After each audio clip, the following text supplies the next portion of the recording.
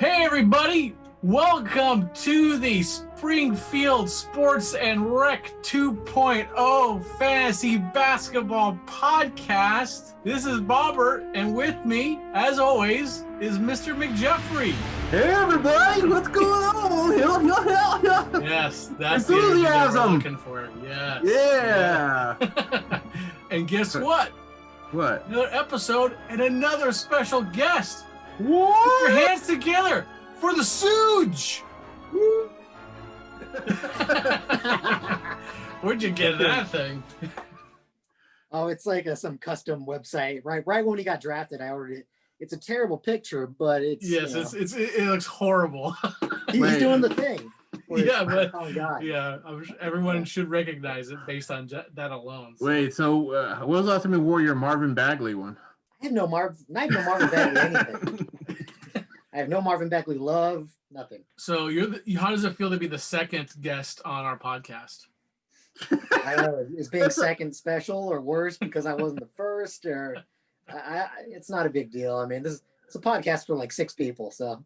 Right. Well, technically 10, maybe 10 for sure. Well, if you eliminate the 3 of us, we're down to 7. True. But I have to watch this thing over and over again when I edit everything together, so that counts, right? Yeah. Do you ever rewatch these, Jeff? Usually once. I'll watch it once. Well, yeah, if I watch it more than once, that'd be weird. Yeah. I'll watch it. Sometimes I'll fast forward a little bit, but yeah, I represent. Yeah. If I can get through an episode without cringing at looking at myself, then that's a good episode, and that's yet to happen. So hopefully today will be different. So tell us, Russell, how do you feel about your performance so far? In life, I think I've been battling injuries as well as I could. But we kind of just want you to give us a recap of how you feel the season started for you and what were your hopes and dreams going in. And have they been crushed yet? I think anybody to think that they know that they're the best or even the worst is very premature at the beginning of the season. There's so many things that impact your team this year more than most. Postponements and injuries, a lot of injuries. The shortened off season. There's guys taking rest that you wouldn't think would, but there's so many more back-to-backs. So it's really hard to gauge how you're going to be in a week, a month, end of the season. But third place I'm really happy to be there. Take it. When you got into the whole Dynasty League, what was your aim? What were you trying to do? Well, I wanted my young guys to be old. I wanted them to be exciting. I wanted them to be contributors, but guys I would want to see grow. I wanted Fox, I wanted Halliburton, obviously. I didn't really get the young guys I wanted, but I got some good ones. I got Ja. Yeah, he's awesome. Oh, funny. He averaged like 35 points for the 3 games he played. Ja Morant's the man. It's a shame he's injured. He'll be back. And another question I have for you is, why are you ceaselessly trolling Leo viciously this season? Leo deserves every bad thing any of us say about him because he has an arrogance which is it's not deserved. He got 1 championship. Doesn't everybody have 1 championship? Didn't he give them away when you signed up for the league? I'm sorry, Jeff. I know.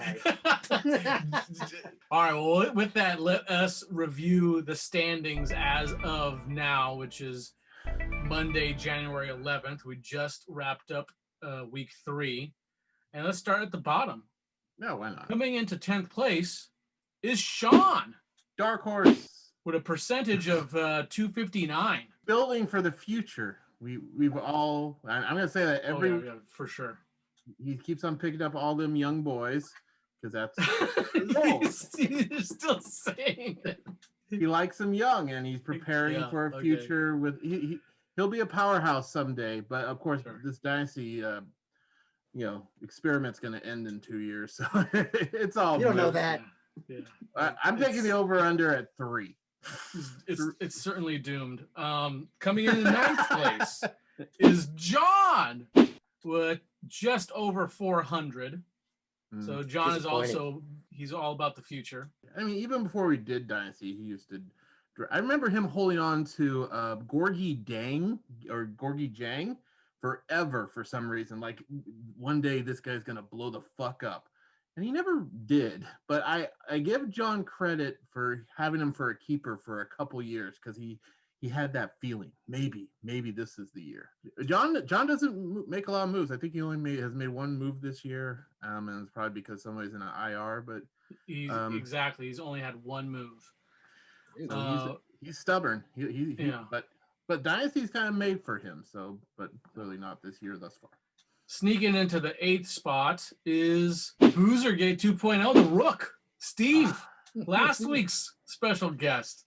He's got a record of 11, 15, and 1, which is why he's in 8th place and not 9th. Because he has that nice tie. Yeah, it gets me. Ridiculous. Next up, Leo in 7th place. I believe that's a drop from where he was last week. It may be. Yeah, I can't remember anymore. But his record right now is 12 and 15. Then comes Ty. Ty's consistently somewhere between 7 and 5th place, it feels like right now, and he's consistently mediocre is what. Yeah. And there's me in 5th place, middle of the road. You finally won one. Yeah. What do you know? Good going. Also, same record as Ty. Yeah, just under 500. Then Justin in 4th place, just over 500. Then is Russell, 3rd place. Mm-hmm. 3rd place. Despite my many injuries. 15 and 11 and 1. Jeff. Yeah. You're in 2nd place. Which is bullshit. Tied for first. It's tied for first, but who's the only player who has an undefeated record? This guy. Win. Yes, Paul, but based on last week's matchup, Paul, who is in 1st place, had a better matchup because he went up against Sean. Can we take the time to celebrate the fact that I am the only undefeated person right now, 3 weeks in? Come on. That won't last, Jeff. I think Irving is just going to stop playing basketball. This might be the highlight of my season. Okay. So, all right, fine. Great job. Thanks. I'm awesome. Yeah. All right. So, good week, everybody. Everybody on this podcast won last week, right? Mm-hmm. Yes. Let's look at the matchups. Start with you. You went up against John. You beat him 6-3. Yes, I did. Next up, we'll look at the matchup between Paul and Sean. Like I mentioned before, 8-1. Absolute slaughter. That was absolute slaughter. Yeah. Leo lost a tie, 5-4. Close one. A little more decisive was Russell against Steve, 5-3. Got him. With the tie. Yeah. What's the tie category?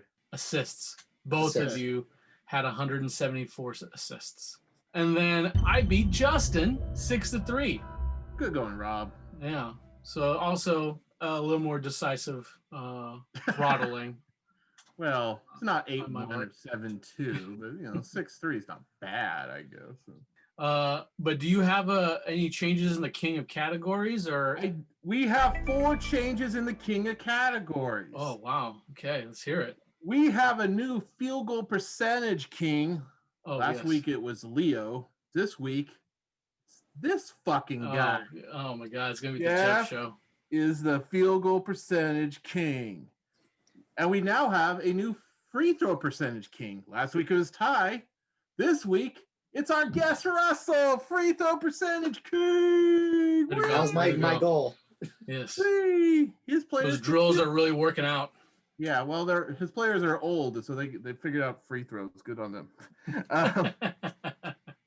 But last week, Russell was the king of points. No longer the king of points, because that's a title that now belongs to Paul. Paul is now the king of points by literally 1 point. Oh, wow. Nice work, Paul. So stick it to him. And as I took Leo's field goal percentage crown, then Leo came on the come up. He took my OREBS crown. Leo is the king of the offensive rebounds. These are the kings, the kings of the season thus far. Everyone else who was king last week remains king. So congratulations. Oh, okay. All right. That's nice. That's nice. Is that why you're not discussing certain categories? Exactly. Because they are unmoved. So Whatever you were king with last week, you are still king of. And I think me and Steph are going to take 3-pointers made the whole season. I'm pretty sure between Steph and Harden, you got that one on lock. What is the super sexy ad of the week? Super sexy ad of the week. You know what? What? There were some interesting ads, but I actually think the two of the more recent ads that were actually done at before the start of the new week, I almost gave Russell his second straight super sexy pick with Bobby Portis, who I think is sneaky good. But I'm giving this to Leo because Royce O'Neal is a nice pickup for him. He dropped Marc Gasol, I believe, who's basically dead weight in LA. But Royce O'Neal, he's got he makes 2.5 3-pointers, 56% field goal. He gets the 6.5 DREBs and 1.5 steals. Not bad to get that off the wire. Yeah, did you see his box score for this past Sunday? Super sexy. Tell me how sexy. Super sexy. Failed to score. Failed to score. It was great. Field goal percentage 0. In 33 minutes, he managed to not score a single point. How do you play 33 minutes and not score? Get a free throw or something. You clearly have never seen me play basketball there, no, well, we're going with Cumes. I like the Royce's Cumes prior, and I think it's a nice pickup for Leo. How long he'll stay in his roster, that's hard to say. I see that Russell straight up vultured LaMarcus Aldridge off the waivers. Vultured? Picking up that dead meat. No, it was a smart move. It was a savvy move, dude. But yeah, because I actually envy it because I almost did it myself. So why'd you do it, Russell? Derek Jones Jr., I think it was actually I dropped. The one you dropped. He was someone I was actually really high on before the season started. And if you look at Yahoo, people still think that he could break out of it. But, when you're getting 3, 4, 5 points a game, I'm in win now mode, as everybody thinks. No. It's not a thing. We know. So tell us, Jeff, what was the head scratcher drop of the week? Honestly, I didn't see too many head scratchers. I think I can understand why Sean had, like last week we said, he had 4 players in the IR. He dropped 2 of them. Killian Hayes, the rookie, who I dropped initially. So, that's what you get, Sean. But Jeff, sorry to interrupt you, but Justin just dropped Klay Thompson, like just now. Oh, he finally did? Yeah. My God. He drafted him, but, maybe Justin's in a win now mode. He's going to get snatched up. But, yeah, in a couple months. Maybe. Not by me. No, he's gonna be scatched up by whoever's gonna tank and wants to build for next year. It ain't gonna be me. But I found it interesting when Justin drafted Klay Thompson. Like, really, you're just gonna sit on him? I understand if we had like 2 IR spots, but we have 1 and people were destined to get injured. Yeah. All right. Maybe he's making room for another IR player. I don't know. But Sean did drop Killian Hayes, but he also essentially was forced to drop Danilo Gallinari, who, when he is healthy, is a very solid player, but he just has not been healthy all season thus far. So that might be an interesting pickup down the line. I know why. Justin also dropped Thomas Bryant, who unfortunately was the victim of an ACL tear. I don't know if you call him victim. That's all right. Somebody slashed his ACL. It's okay. You can call him a victim. He was So Thomas Bryant was having a pretty solid season with the Wizards, and unfortunately he tore that ACL, so he was done. So I guess Justin's making room. Yeah, he had to take out, make the tough move for Thomas, take out Thomas Bryant, who keep your radar on him near the end of the year because he'll be a nice pickup if we're doing keepers. Are there any ads or drops that you're curious about, Russell, or that you noticed? A lot of boring stuff. Middle of the road people. The only people available were borderline players, and you would only drop borderline players to get them. Something like the Klay Thompson is interesting because he'll have value at the end of the year. when non-playoff teams are just going to drop everybody, LeBron, whoever. And everybody's just going to buzzard shit left and right. Now it's buzzard. No longer vultures, but it's buzzard now. Aren't they the same? Aren't buzzards and vultures the same bird? I don't know. I did find it interesting. Steve officially gave up on Bojan Bogdanovic in Utah, who is in a big-time slump. So I honestly don't blame him for dropping him, but this is a guy who is potentially, when he's on, he's a pretty elite shooter, kind of an empty stats guy, but I can guarantee Bojan will get picked up again some point this season. But I did find it amusing. Steve made the move of dropping Dylan McDermott for Duncan Robinson, which is like Dylan McDermott was Duncan Robinson 3 years ago. So he just upgraded his 3 and not much else guy. So did you just call him Dylan McDermott, the actor? I screwed up! I'm sorry! Oh, you did. Did I? Wait. His name is Doug McDermott. Okay, Doug bro? McDermott. Who's all right? I have the great fine thespian Dylan McDermott on the brain. Yes. Known for his work on The Practice, which was a fine lawyer show. So Russell, you had no patience with the Derek White. He just broke your heart too many times and you had to go. I spent way too much time thinking about him over the past couple of days. I looked at his stats from last season, what other people were doing. I realized I didn't really care about it. I just want to make sure one of you guys didn't get better using him later down the line. And when he is healthy, he'll be worth picking up, but people aren't going to fight over him or maybe even use a waiver on him. No. So, I'm trying to win as much as I can over the next few weeks. And he's just, everybody's using their IL spot. Yes. And, I am too. So he's just dead weight. Yeah. So is Derek White thus far the season's toughest drop for you? No, I like Derek Jones Jr. I liked him a lot. Okay. I still like him.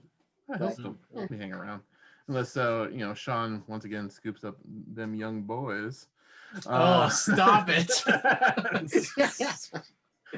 All right, so Jeff, tell us about the players of the week real quick. Players of the week. All right, let's do this. The number one. Hey, Rob, good news. Yes. He did take 1 day off, but the number one player of week 3 by averages was Bradley Beal. Yes.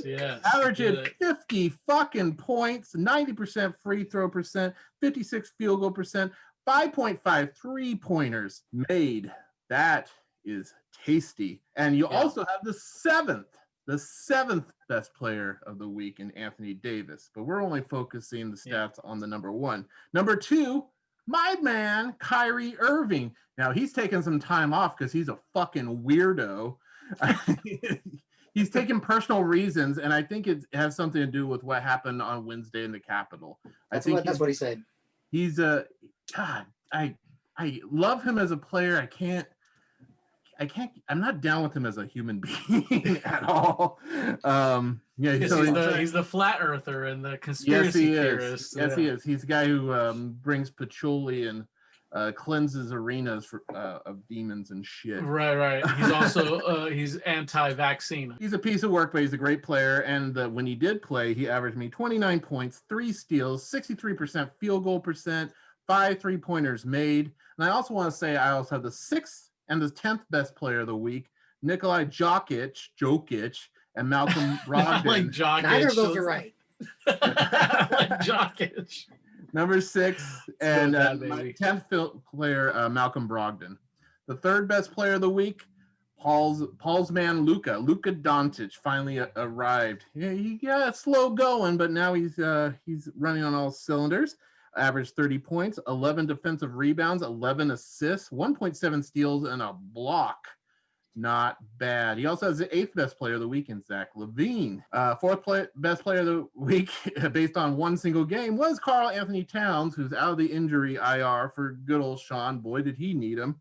Doesn't help that he's still in last place, but whatever. 25 points, 3 blocks, 2 3-pointers made, and a 52% field goal percentage. That's all good stuff.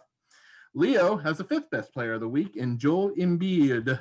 88% free throws, 24-point average, 2.3 blocks, and 10 DREBs. And with the 6th best player of the week is Justin's Kawhi Leonard. Formally. Well, that. Kawhi Leonard, 56% field goals, 94% free throw, 27.5 points, 5.5 assists, and 2.8 3-pointers made. Now, outside of the top 10, let's see what everyone else's best player was. Sorry, Russell, you had no best player in the top 10. Oh, no. But I still won. Yes, you did.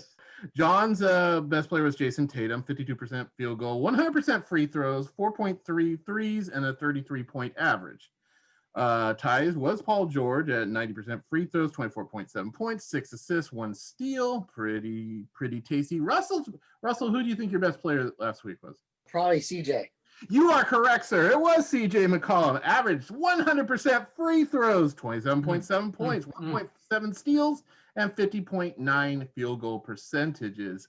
He's on the trading block. In the 17th place, Steve's best player was Chris Middleton, 61% field goal, 92% free throws, 25 points, and 5.3 assists. Well, that's a good segue into us talking about this hot off the presses trade announcement. Russell, why don't you tell us what you just did? What'd you do, Russell? Well, it's not much of an announcement considering our audience all know what happened. But Justin and I have been talking for about a week. So if you have a little behind the scenes, and he's trying to get a little younger, he's trying to battle his injuries as we all are, but he's trying to make big moves instead of just dropping middle of the road guys. So initially he was trying to go out and go after my Christian Wood, who is having a breakout season. Yes, he is. He's one of the best bigs in the league. And he's honestly my only good big. I wasn't really willing to give him up. So we started talking again this morning. He actually sent a trade to me this morning, Devin Booker for John Morant, and I turned that down. Devin Booker is an amazing player, but he's one-dimensional. He's the thing I do really well this year is score. So I don't need another scoring guard. I countered to get Kawhi. Yes, there are some draft picks involved, but they're kind of inconsequential. Wait, especially once we figure that out. Wait, yeah, can we speak on the draft picks thing for a second? Because that's confusing. That's what I told Justin. I thought we were only having 2 rounds, but I don't know. It's called a dynasty. We only get to pick basically 2 players up off the rookie draft. Isn't that how that works? Yeah. When I asked about it, what Justin said, to quote, a draft compensation to be determined, whatever the fuck that means. It means we can mess around with 1st and 2nd round picks sometime in the next few years. Yeah, I think Justin knows I'm not giving up a 1st rounder next year, but we'll talk about how to work that. But so basically it was a 1-for-1 swap. I give up a really exciting point guard, scored 44, then 26, then 29, and then he got broken. But he'll be back in a couple weeks, and he'll be amazing. And next year after that, he's going to be a superstar. Yeah. I got a superstar back in Kawhi who hits categories I need: steals, rebounds. He scores about the same, a little more maybe. You got the better end of the deal. Definitely right now. Now he did. So my issue with this trade, and I mentioned this, offline, is that it is obviously like early season tanking on his part, on Justin's part. Yeah, I don't like that.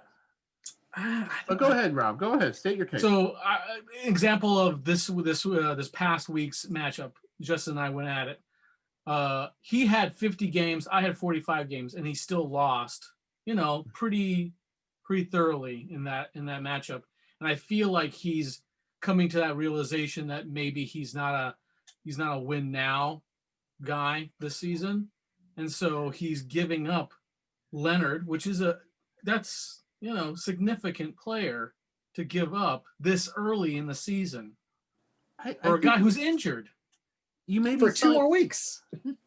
You may be selling yourself short, Rob. Maybe you just dominated. Has that ever occurred to you, Rob? You dominated him. You're on the up and up. Justin had that doesn't explain though why he's choosing to tank this early in the season. I don't think he's tanking. Getting John Morant doesn't mean you're tanking. No, John Morant is, and I said this in the text before we went online. Not a scrub. John Morant is the real deal Holyfield. he is a player you do want to build around, but he's not a project. He is good to go. Memphis basically has given him the keys to the castle, and he's gonna freaking wreck shit in a good way, as long as it's not his damn ankle. Ja Morant is a piece you build around. Now, on the flip side, Kawhi Leonard is a piece, if you're looking to win now and worry about the past later, then that benefits Russell. Because if he picks up, he has Kawhi, James Harden, and Stephon Curry. That is gross. It's gonna be a good 3 years. That is disgusting. I'll have to consider whether I'm going to allow this trade to go through or if I'm going to veto it after we're done with the podcast. I honestly believe this trade benefits both people. Nobody's getting hosed here. Just someone is looking more forward, and someone is looking to just fuck Paul, and that would be Russell. I'm always trying to fuck Paul. Aren't we all? Yeah. So there you go, fuckable, Jeff. Paul. Jeff, the voice of reason, it sounds like. All right. I've given it much thought in the last hour. It's time, everybody. It's the Crown Corner. Oh, God. Oh, God, it hurts. Welcome to the Crown Corner, everybody. Oh, the pain. If you don't like the Kings, get the fuck out of here. There's no reason for you to keep listening to this. All right, I'll see you guys later. About the Kings. Yeah, I'm kind of tired too. Oh my God, what has happened to our Kings? I wish they didn't start 3-1. I really wish they didn't. Because we were celebrating that we haven't gone 3-1 since since we were winning. I'm so sad now. Yeah, it does suck that it took 4 games for them to start behaving or looking like the Kings of old. First it seemed like, they look good right now. What's going on? And then they look good at that Bulls game. So I was like, okay. They just stumbled a little bit. And then Toronto. You guys did watch the Toronto game when they were up 19, and how much did they ultimately lose by? A lot. Thousands. It's thousands. It was so gross, and I understand Toronto decided they're going to play defense, and they were very successful, and they're one of the best defensive teams out there. But the scoring. They scored with guys that don't score. Whatever reason, the worst player on teams seems to have career nights against the Kings. Always. Yeah. Like always. that Malachi motherfucker. Like who's this jizz mop? Or like the only decent game Kelly Oubre Jr. had was when he Oubre. Oh my God, Oubre. He's terrible this year. Yeah, except when he plays the Kings. Yeah, when he plays against the Kings, he's a fucking all-star. Fucking unstoppable. But there's already like people clamoring for Halliburton to start. Over Buddy.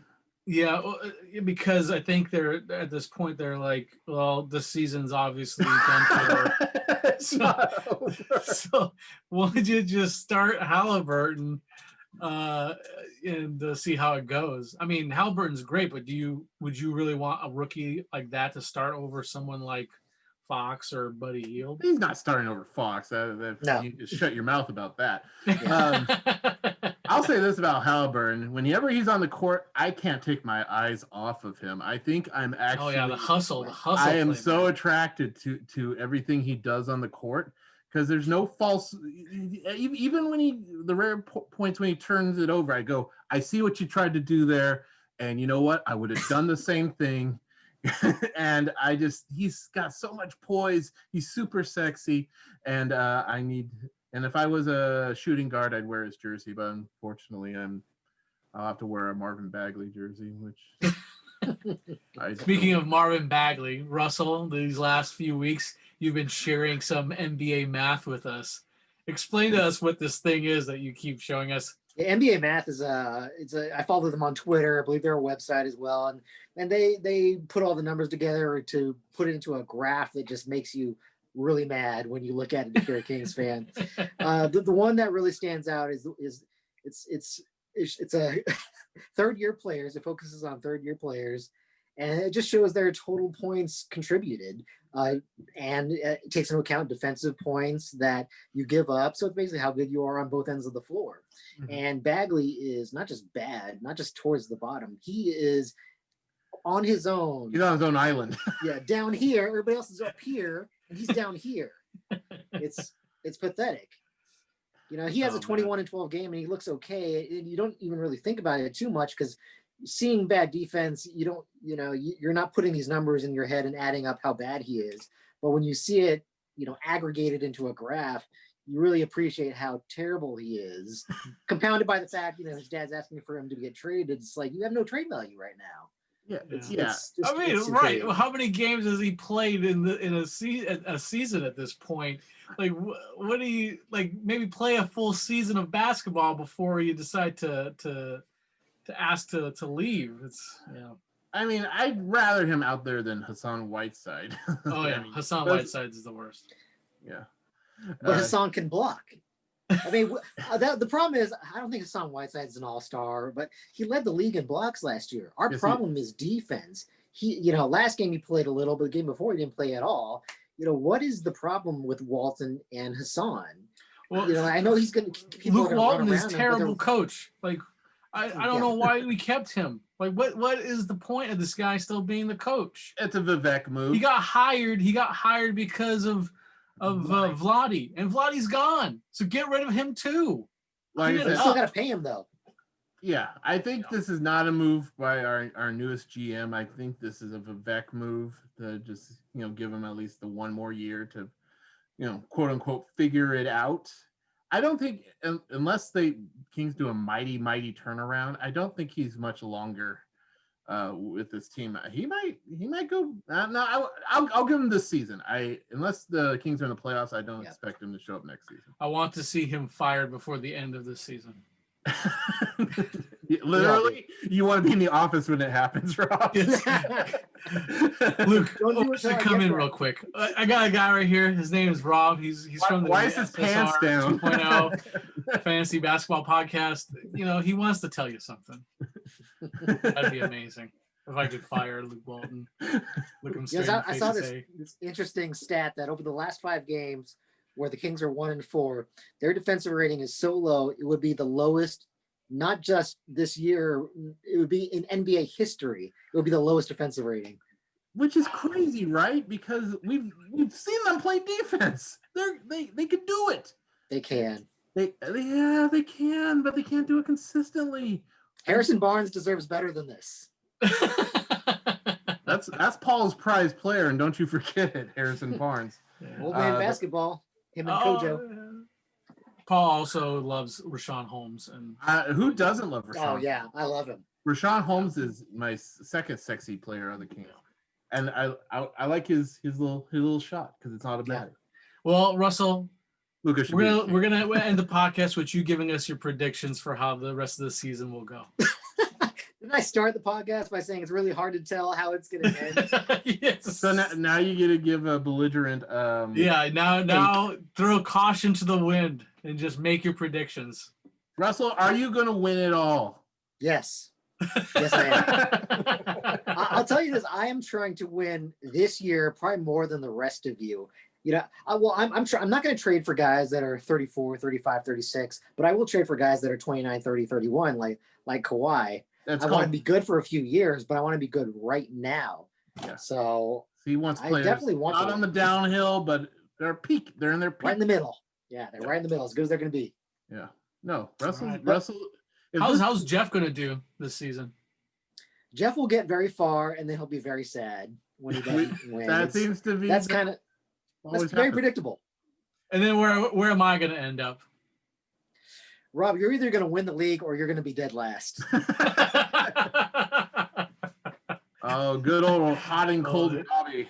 Yeah, there you go. Okay, well, hey, the Tsuj, thanks for joining us. It was a pleasure having you on the podcast. Yeah, a lot of fun, Russell. A lot of fun. All right, suck it, Leo. Yeah, fuck you, Leo. As always, Jeff McJeffrey, thank you for joining me. Pleasure. Catch y'all on the bounce. See you in the future.